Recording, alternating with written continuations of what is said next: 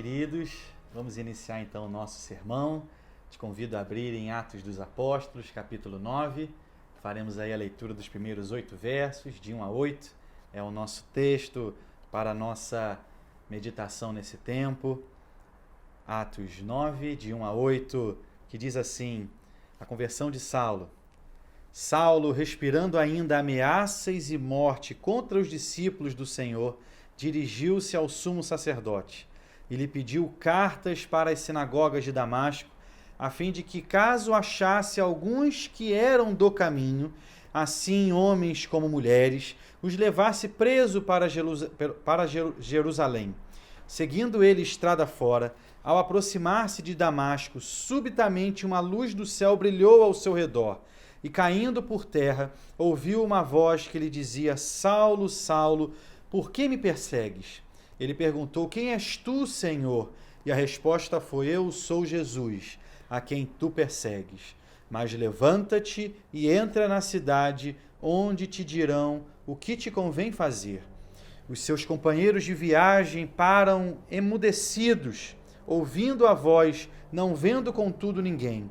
Então se levantou Saulo da terra e, abrindo os olhos, nada podia ver. E guiando-o pela mão, levaram-no para Damasco. Esteve 3 dias sem ver, durante os quais nada comeu, nada bebeu. Ore comigo, queridos. Bondoso Deus, sem a tua instrumentalidade, nada conseguiremos absorver, entender, porque lemos aqui não qualquer livro, mas lemos a tua própria palavra, Deus, escrita para que possamos conhecer do Senhor, conhecer daquilo que o Senhor tem e requer de nós. Por isso, ó Deus, visite cada coração, que tu possas com teu Santo Espírito nos quebrantar, para que possamos entender e internalizar tudo aquilo que o Senhor tem para nós e de nós, hoje e sempre, em nome de Jesus. Amém. Essa pandemia, queridos, sem dúvida nenhuma, ela já entrou para a história da humanidade. Estamos vivendo aí tempos em nossas casas, desde meados aí de março, saindo somente quando estritamente necessário. Lembraremos sempre desse tempo quando nós aqui passamos a usar máscaras, álcool em gel, de quando nós tivemos que dar uma maior atenção à nossa higiene e principalmente de quando também precisamos aqui agora respeitar o chamado distanciamento social. De uma hora para outra, nós tivemos que nos readequar para preservar a nossa saúde, o nosso bem-estar. E momentos, queridos, de mudanças assim tão bruscas como esse, também já foram relatados pela própria palavra de Deus. Momentos em que, a partir daquele fato em específico, daquela situação, nada mais foi como antes. Abruptamente transformados. E foi assim também, queridos, então, que aconteceu nessa história, nessa passagem que nós lemos com o jovem rapaz Saulo. Depois dele ter passado parte da sua infância ali em Tarso, o terceiro maior centro da época, depois de Atenas, depois de Alexandria, ele estudou sobre as orientações de um grande mestre da época, Gamaliel, em Jerusalém, para então se tornar rabino, se tornar então um dos componentes dos chamados fariseus. Saulo então ele passa a perseguir aqueles seguidores de Jesus, por entender que eles estavam impedindo Deus de abençoar os judeus e, consequentemente, impedindo também a introdução da chamada era messiânica. Esse tipo de perseguição, queridos, se parece muito com a de grupos extremistas de hoje no Oriente Médio. Pessoas que olham para a guerra, olham para esse tipo de movimento que usa da força como algum tipo de salvação, como uma forma, então, de se angariar algum tipo de salvação, não só para si, mas para a sua religião. Jesus Cristo, queridos, ao se colocar, então, agora dessa forma abrupta no caminho de Saulo, ele fez com que Saulo percebesse que aquela era messiânica, de fato, já havia chegado. Apesar do seu grande zelo por Deus, Saulo não havia ainda entendido a obra desse grande Deus. Quando Jesus ele se revela ali a Saulo, ele deixa de lado agora toda aquela sua religiosidade, tudo aquilo ligado ao fazer, para agora perceber que todo fazer é o fazer de Cristo. Isso era muito comum e nós sabemos que o Senhor Jesus também, quando aqui conosco esteve, combateu muito isso nos fariseus, porque eles eram muito ligados a essa questão do fazer, de você precisar fazer, de você precisar, ou então deixar de fazer, para então você angariar algum tipo de favor do seu Deus.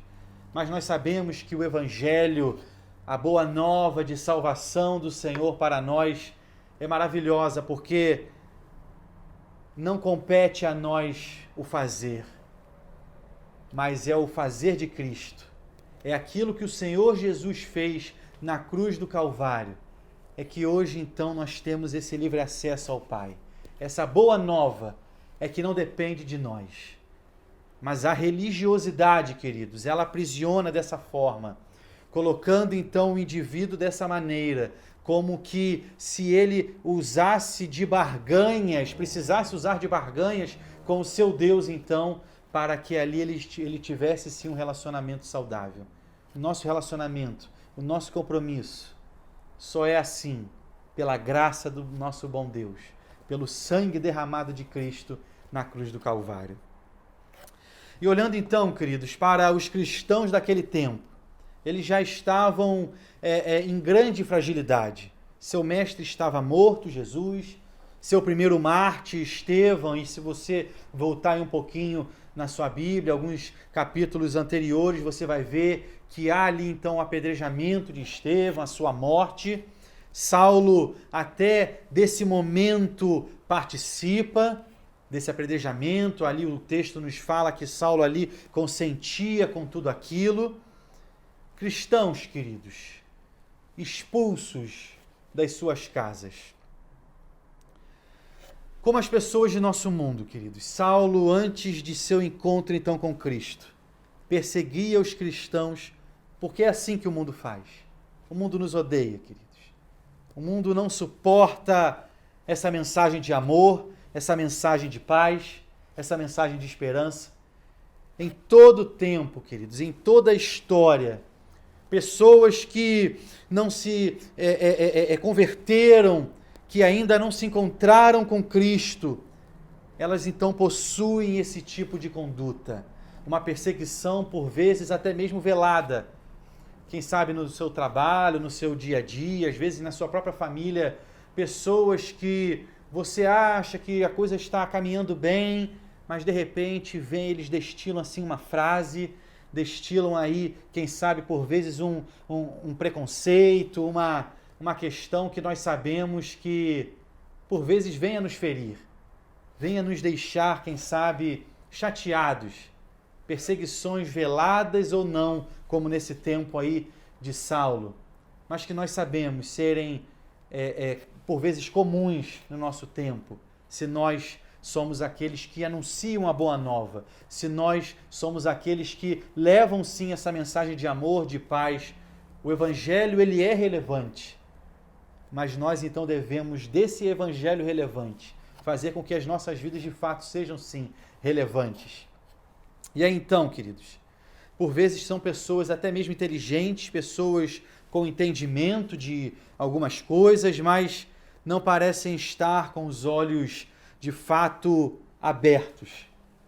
Não parecem estar vendo as coisas como elas são e como hoje nós, alcançados regenerados, comprados pelo precioso sangue, vemos. E aí então nosso primeiro ponto é esse, a vida antes da transformação. Os primeiros 3 versos aí eu peço que você olhe comigo na sua Bíblia, nos vão falar a esse respeito. É esse o estado então de Saulo, um homem que acha estar fazendo ali a vontade de Deus. Ele pensa que Deus então se agrada das suas atitudes. Verso 1, veja aí comigo, por gentileza. Saulo, respirando ainda ameaças e morte contra os discípulos do Senhor. É a ideia de que a sua vida era uma vida onde ele tinha muita raiva ainda, como que ele sobrevivesse baseado por essa raiva que ele tinha. Gamaliel, seu mentor, havia dito para eles, né, aqueles seus discípulos, não se colocarem contra. Mas Saulo não ouve essas advertências de seu mestre e, cego por seu zelo, acaba então cumprindo aquilo que aquela palavra de Jesus aos seus apóstolos, lá em João 16:2, nos diz assim: todo que vos matar julgará com isso tributar culto a Deus. Saulo então cumpre isso, essa palavra de Jesus. Perseguidores que acham que matando, que exterminando ali aqueles novos convertidos ao cristianismo, que na época ainda não tinha também esse nome, achavam então que estavam naquela ação, naquela atitude, tributando culto a Deus. Com a autorização do Sinédrio, então, Saulo agora pretende prender os seguidores de Cristo lá em Damasco. Saulo, ele vai então, o texto nos diz, ao sumo sacerdote, que a história nos mostra que era Caifás, genro de Anás, buscando uma espécie ali de mandado para poder agora prender os cristãos residentes ali naquela cidade em Damasco. E a história nos conta que na época da guerra entre judeus e romanos em Damasco foram mortos cerca de 10.000 judeus, queridos. Damasco é situada ao longo do rio Abana, de onde se retira a água agora ali para irrigar toda aquela terra. Nos dias de Saulo, uma viagem a pé de Jerusalém a Damasco levava cerca de 5 ou 6 dias em uma distância de aproximadamente 240 quilômetros. A cidade era como que um centro comercial para onde convergiam caravanas de todas as direções do mundo antigo e onde a fé cristã então começou ali a florescer. Era uma das chamadas 10 cidades romanas autogovernadas, as chamadas Decápolis, que eram 10 cidades ali de Roma. Saulo percebeu que de Damasco o evangelho de Cristo se espalharia por todo o mundo. E por essa razão, ele desejava então agora interromper a influência do cristianismo. Ele pede ao sumo sacerdote o mandado agora então para prender esses cristãos nas sinagogas de Damasco, tanto homens quanto mulheres. Ele sabia que dentre os adoradores nas assembleias locais encontravam-se inúmeros seguidores de Cristo. Saulo então tensionava fazer ali, claro, muitas prisões. Verso de número 2, queridos. Caso achasse alguns que eram do caminho, assim homens como mulheres, os levasse presos para Jerusalém. No começo, os cristãos usavam uma variedade de nomes então para ali se auto-identificar. O termo do caminho é um dos primeiros nomes que descrevem então a fé cristã.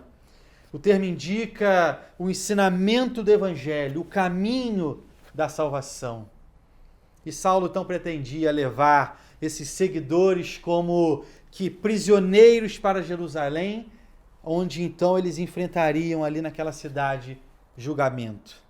É assim que são e que fazem aqueles que ainda não alcançaram essa transformação. Agem com as suas próprias forças, calcados em seus próprios argumentos, em suas próprias verdades.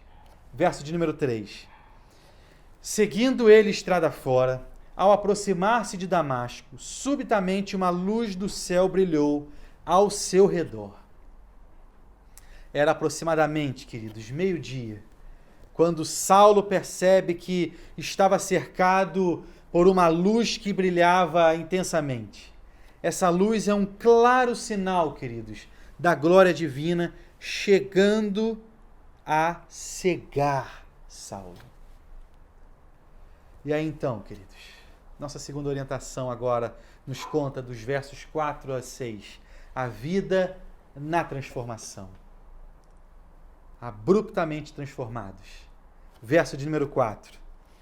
Caindo por terra, ouvindo uma voz que lhe dizia: Saulo, Saulo, por que me persegues? A voz também, queridos, é característica de uma revelação divina.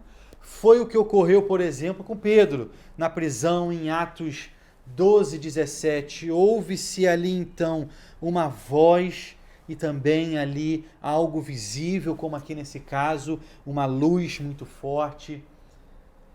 A voz, queridos, então, é do próprio Senhor Jesus perguntando: por que me persegues?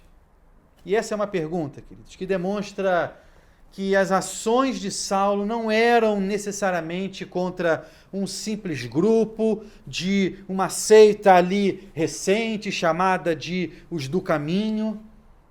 Estava, na realidade, queridos, atacando um grupo que tinha o seu porta-voz, o próprio Senhor Jesus. Atacar a eles era atacar ao próprio Cristo. Isso só mostra, queridos, o relacionamento próximo que a igreja e Cristo possuem. Um relacionamento de amor, uma aliança, um elo, um pacto, queridos, tão maravilhoso, e que o Senhor se deu naquela cruz, pagando um alto preço com seu próprio sangue para nos comprar. Tudo aquilo então, queridos, que Saulo viveu, a mensagem de cautela dada por Gamaliel, o martírio de Estevão, a perseguição dos cristãos e aquela consequente expulsão ali de Jerusalém. Todos os crentes que foram por ele, Saulo, aprisionados, todos eles agora são representados pelo Deus encarnado ali na sua frente. Verso de número 5. Ele perguntou: quem és tu, Senhor? E a resposta foi: eu sou Jesus, a quem tu persegues. Cristo, ele se identifica com o nome que foi batizado quando esteve conosco, encarnado, mostrando que era ele mesmo, aquele que Saulo perseguia, quando então perseguindo os seus seguidores. Jesus está vivo, queridos, ressurreto dentre os mortos e assentado à destra de Deus no céu. No grego era como que Jesus estivesse dizendo: sim, certamente eu sou Jesus. E então também ele acrescenta: a quem tu mesmo está perseguindo. Para enfatizar então, queridos, essa acusação direta de Saulo, ele então faz esse uso dessa palavra assim forte, que tu mesmo está perseguindo. E o que Saulo então está fazendo ali aos cristãos, está fazendo também contra Jesus. Por essa razão, Jesus declara não uma, mas duas vezes que Saulo o tem perseguido. Saulo, por que me persegues? E depois ele fala: a quem tu persegues? Verso de número 6. Mas levanta-te e entra na cidade, onde te dirão o que te convém fazer. Essa, queridos, é a única aparição de Jesus no Novo Testamento, depois ali do Pentecostes. Jesus, ele aparece a Saulo agora para comissioná-lo. Saulo mal tem tempo de assimilar tudo aquilo que ele vive, tudo aquilo que ele vê, tudo aquilo que ele passa, quando ele já ouve uma ordem para que se levante e entre em Damasco. Jesus está, queridos, no comando. E Saulo, que antes respirava morte e destruição, obedece. Mesmo sem dizer o que viria depois, quando Cristo fala, não há ninguém que possa contra-argumentar, debater, rebater. É a palavra mais poderosa, queridos, que transforma qualquer coração. Essa transformação tão abrupta, tão poderosa, sempre tem uma finalidade, queridos, um propósito. E é Cristo quem dá esse propósito a todos nós. Na transformação que passa o crente na sua conversão, Deus ele toma de nós a nossa própria vontade, as nossas rebeldias contra Ele mesmo, e agora Ele nos ajusta, Ele nos reorienta, Ele nos dá uma nova cosmovisão, uma nova forma de vermos o mundo. Deixamos de achar que temos o controle das nossas vidas para ouvir a voz daquele que tem total controle da nossa existência. Versos 7 a 9, queridos, são agora os efeitos dessa transformação. Verso 7, veja comigo, por gentileza. Os seus companheiros de viagem pararam emudecidos, ouvindo a voz, não vendo, contudo, ninguém. Os homens ali, que acompanhavam Saulo, podiam testificar que uma luz intensa brilhou ao redor deles, fazendo com que caíssem por terra. E aqueles que ouviram uma voz, porém, não compreenderam o que se dizia e também não viram ninguém. A conversão, queridos, ela não é para todos. É uma transformação completa, é uma troca agora de senhorio das nossas vidas, mas ela não é para todos. Agora a nossa vida, queridos, está sobre um novo domínio. E é esse o sentido da conversão. Sobre o domínio de Cristo. Sobre o domínio daquele mesmo que nos chamou. É o nosso Deus, é o nosso Senhor. E aí então, o verso de número 8, veja comigo. Então se levantou Saulo da terra e, abrindo os olhos, nada podia ver. E guiando-o pela mão, levaram-no para Damasco. Aí o verso 9. Esteve 3 dias sem ver, durante os quais nada comeu, nada bebeu. Somente Saulo, queridos, compreendeu a mensagem de Jesus. E somente ele ali naquele momento ficou cego por aquela luz. Não era ele capaz de enxergar nada, e nem mesmo ali ele se colocou de pé e mesmo assim não via nada. Apesar de seus olhos até estarem abertos, ele tateava, dominado ali pela cegueira. Deus atingiu Saulo dessa cegueira por um período de 3 dias, a fim de agora de dar-lhe tempo para meditar, para refletir, para orar. Que reviravolta, queridos. Paulo, e agora eu quero me referir a ele assim, Paulo, que desejava lançar por terra os crentes, está deitado ali, com o rosto no chão. Ele que desejava escoltar prisioneiros amarrados de Damasco a Jerusalém, agora é levado para Damasco, como que agora um prisioneiro dessa cegueira. Ele que agia sob a autoridade do sumo sacerdote, rompe agora com tudo aquilo. Ele que veio para triunfar sobre a fé cristã, ele agora se submete ao senhorio de Cristo. Esse homem ao chão, ele representa então esse destronamento de sua vontade. O seu ser agora é tomado por aquele que tem o trono, que tem o poder, que tem o domínio sobre a sua vontade, Cristo Jesus.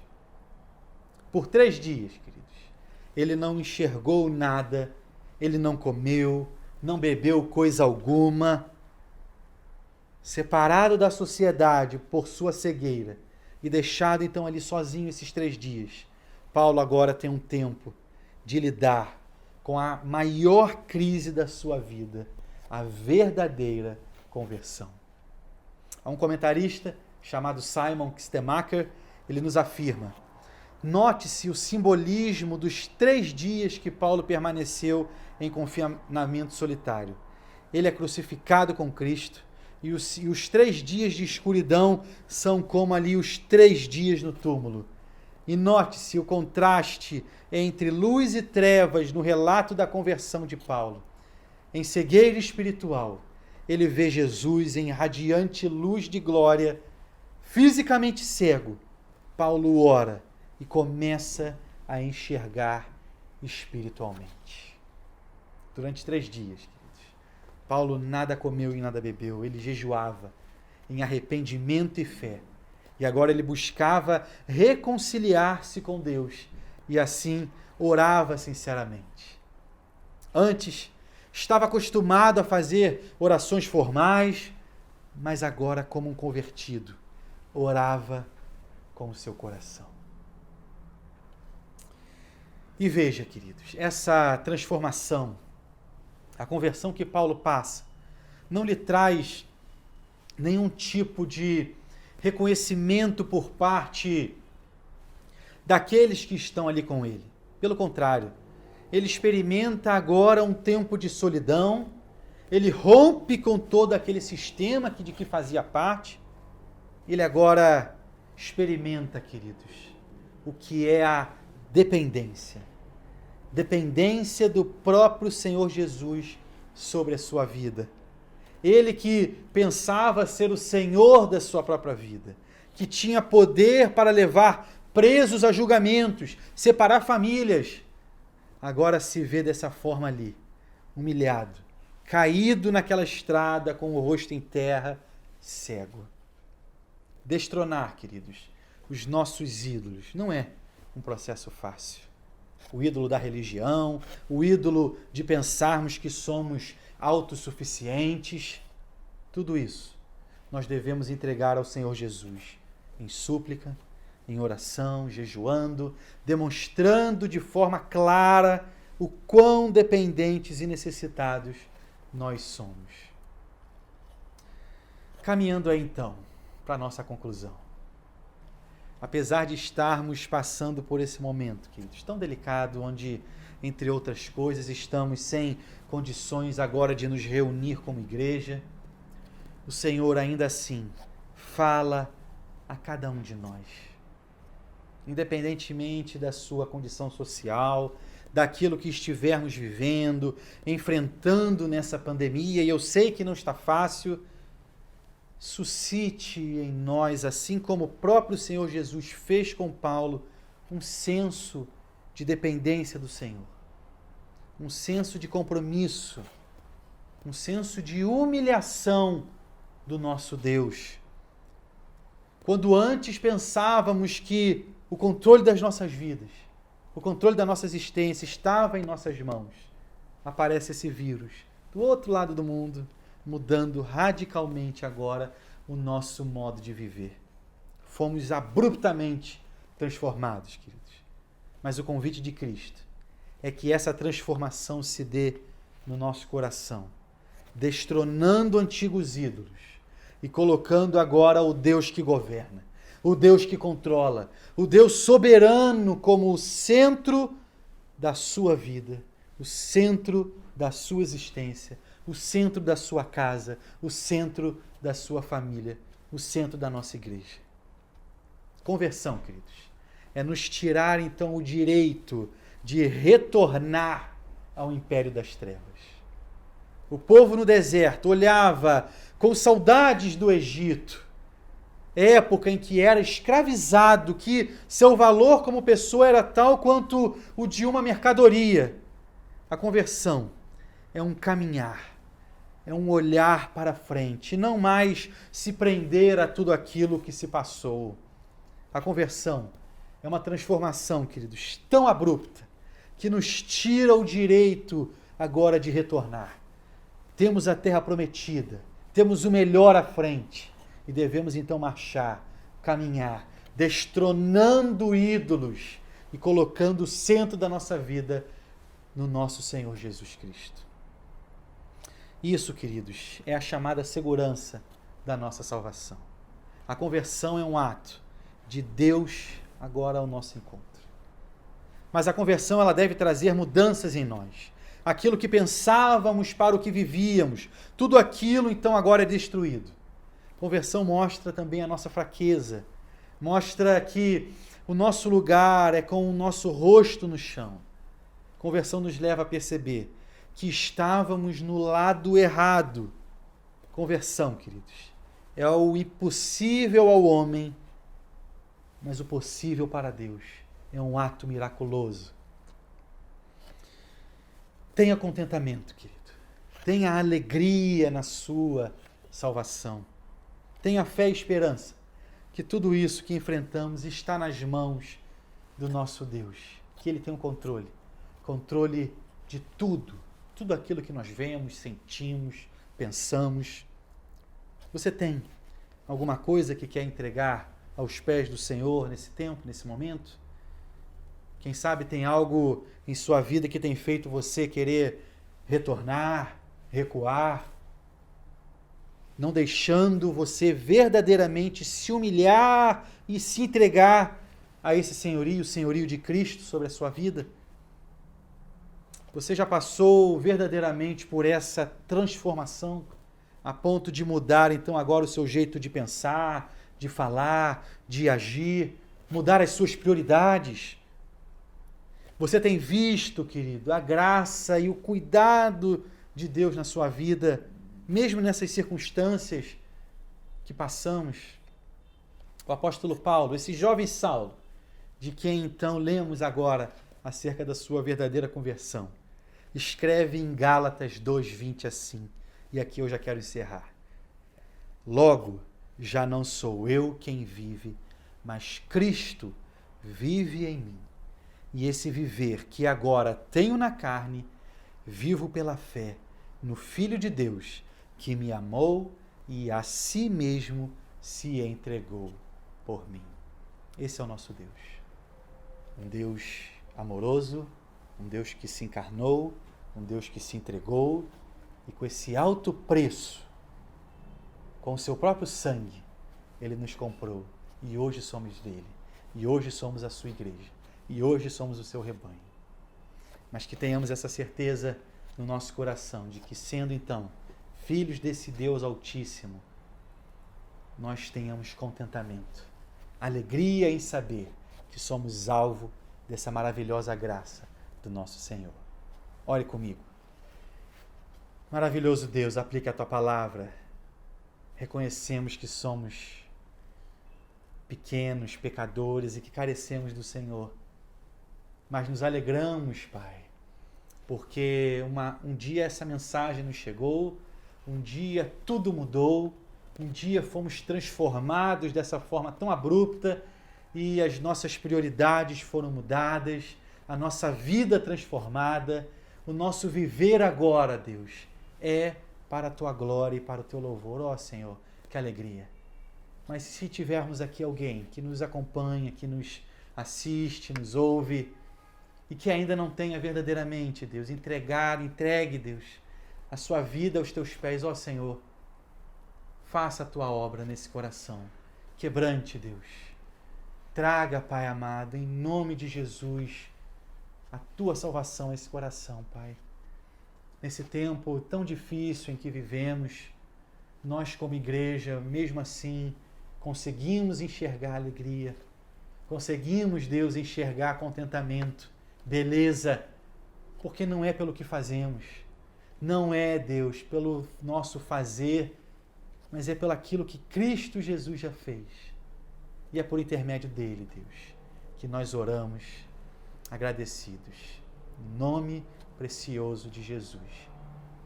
Que tu possas nos dar uma semana de bênção, de graça, que a tua paz permeie as nossas vidas, os nossos lares, as nossas casas, para a glória do teu nome, em nome de Jesus. Amém. Recebei a bênção, queridos. Que a graça maravilhosa de Cristo Jesus, o amor de Deus, o nosso eterno Pai, e as ternas e eternas consolações repousem sobre vós, povo de Deus, espalhado em toda a face da terra, desde agora e para todo o sempre. Amém. Deus te abençoe, querido.